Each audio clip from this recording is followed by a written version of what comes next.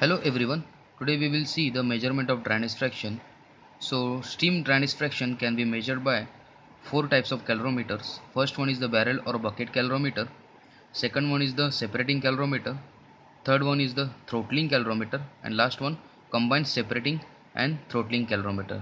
So you will see from the first calorimeter, that is a bucket or barrel calorimeter. It is also known as a tank calorimeter. So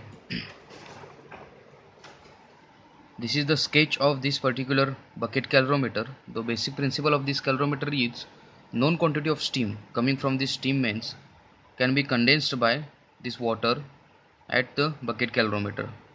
So water quantity is also known, steam quantity is also known. So after condensation there is a heat balance equation, or heat balance takes place between the steam and the water, and with that heat balance equation we can measure the dryness fraction. So we will see the working. So first of all, known quantity of steam can be taken by means of this sampling tube from this steam mains. So by means that steam can be controlled by means of the control valve. Then it is passes through this sampling tube. This is known as a sampling tube because some quantity of steam can be taken from this particular steam mains, that is the sample taken from this steam mains. That's why this is known as a sampling tube. So there are perforated holes at the bottom of this pipe inside the water, that is inside the bucket calorimeter. So steam coming from this end, that is steam mains, passes through the pressure gauge. Pressure gauge is measured the pressure of that particular steam, and then it enters inside the bucket calorimeter. Okay.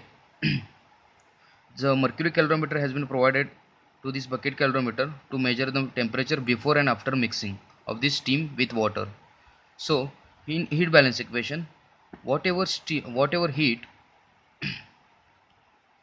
taken from this steam is equal to whatever the heat gained by the water. So here in this equation, ms will be the mass of steam, that is the sampling mass taken from this steam mains, into x hfg. Why it is x hfg? See, let us consider steam is having at this position, and this is the wet zone, that is liquid plus vapor. In that wet zone, steam is at this point.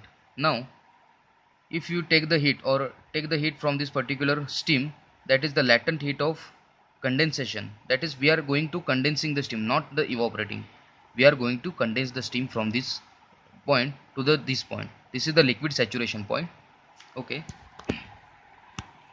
this is the liquid saturation point. So heat is taken from the steam by the water.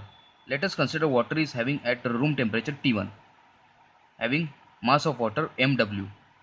So before mixing, steam is at this point, water is at this point, that is at lower temperature of water and higher temperature, that is at saturation temperature of steam. Okay, so when if you take the heat from the steam mains or steam, so it going to be condensed. Okay, so x hfg, here we will consider x hfg. X is the dryness fraction at that point of the steam, and hfg is the latent heat of the vaporization which can be taken by the water.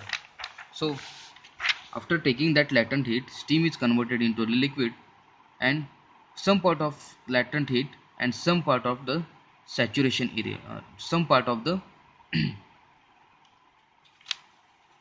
from this point to this point, this is the final point of the mixture, that is the water and steam.